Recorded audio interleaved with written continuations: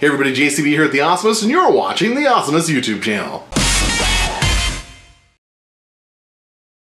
Welcome back everybody, this is episode 2 of my trip to San Francisco and California's Great America. If you haven't seen episode 1 yet, you can find the link to that video at the very end of this video. But anyway, we left off yesterday in the dirtiest part of San Francisco, the Tenderloin, in a crooked hotel on a noisy street where homeless people yell all the time and do drugs out in the open.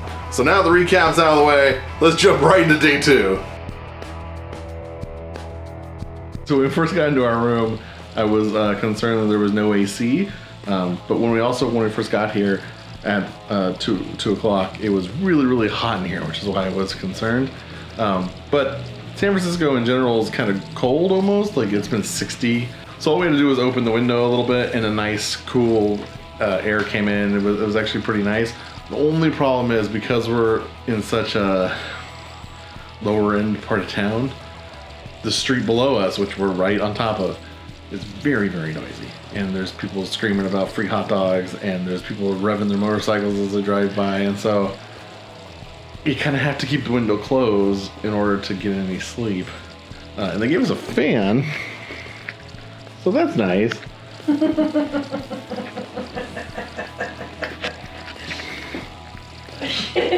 But I think I'd rather have an air conditioner, even if it was a noisy air conditioner. So it turns out that literally right next to the hotel, and I do mean literally, in the empty lot right next to the hotel, there's a Feed the Homeless organization that was doing like a free hot dog barbecue thing, and they were shouting into a bullhorn like every 15 seconds, "Free hot dogs! Free hot dogs!"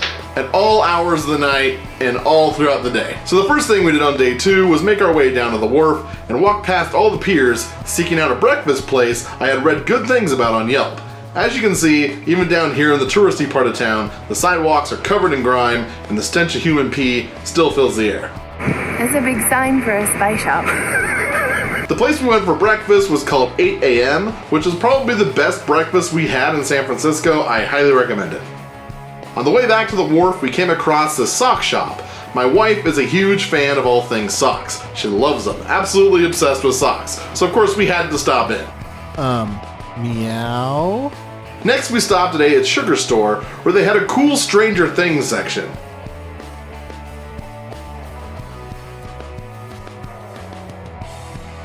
I grabbed a few Nintendo-themed candies for my collection, and we headed back out into the city. As I mentioned in the last video, this trip was booked on a whim the moment that we found out we were going to actually be able to go out of town, so we didn't have time to research anything. We decided to head down to Pier 33 on a long shot chance of scoring some Alcatraz tickets. The night before, we looked into tickets, and the website said you have to book 90 days in advance.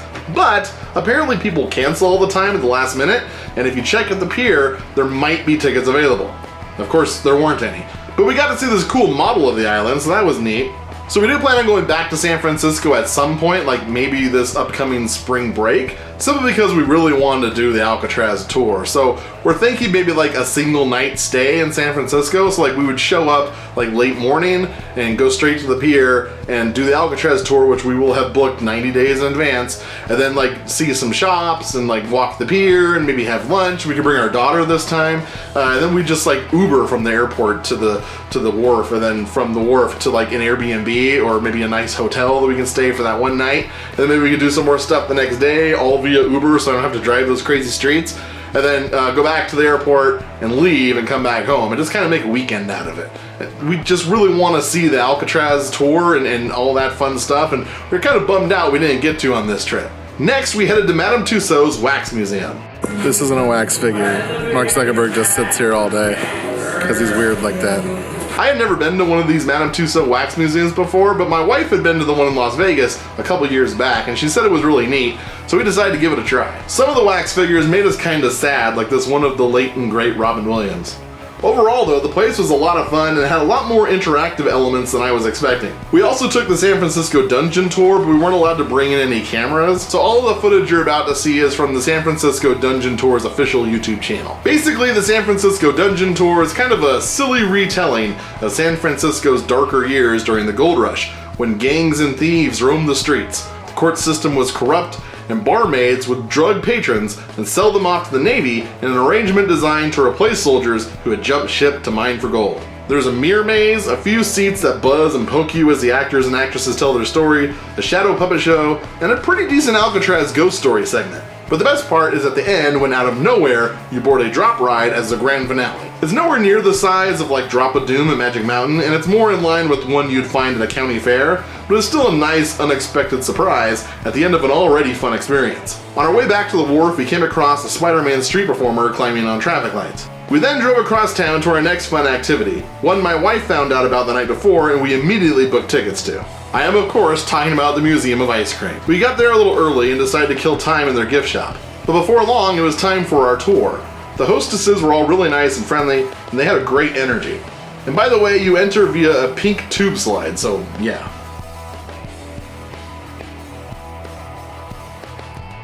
After the slide, you're told to pick a color circle on the ground and make your way through this first section by only stepping on your specific colored circle. It's kind of like a giant game of Twister. For each activity you take part in, you earn a badge, and the goal is to collect them all. All of the tasks were super easy and fun, like walk on one color of circle or draw something on your face. And for most of them, you got ice cream as a reward. In this ice cream bar section, we got mini ice cream cones and danced to a jukebox. On the wall were a bunch of records that had parody ice cream themed names of actual bands and artists, as well as their songs. For instance, Drop It Like It's Hot Fudge by Scoop Dogg. In the next room, we were tasked with making a statement by spelling out words with these pink magnetic letters all over the walls. In another, we were tasked with learning something new about our partner, followed by a room full of disembodied hands, something my wife is terrified of.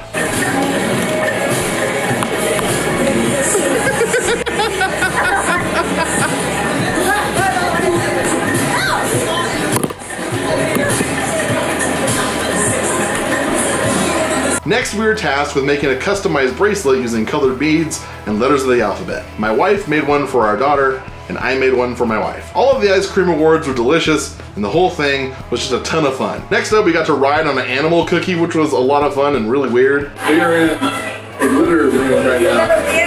Yeah, this is like a nightmare for anyone who's popped in the damn home. Yeah. Rude. Cool though. And then we went into this really cool decorated room where we were tasked with telling a funny story, followed by a room that featured a giant pool full of oversized plastic sprinkles. I was not expecting anything like this, so of course, both my wife and I had to try going down that slide, which led to a sprinkle fight.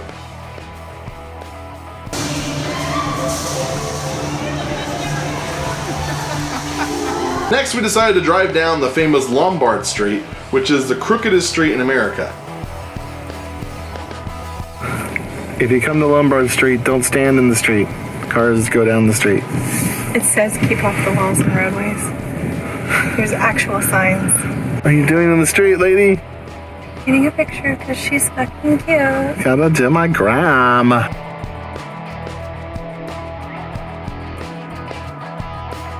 What's ridiculous is that this street is easier to drive down than normal streets in San Francisco.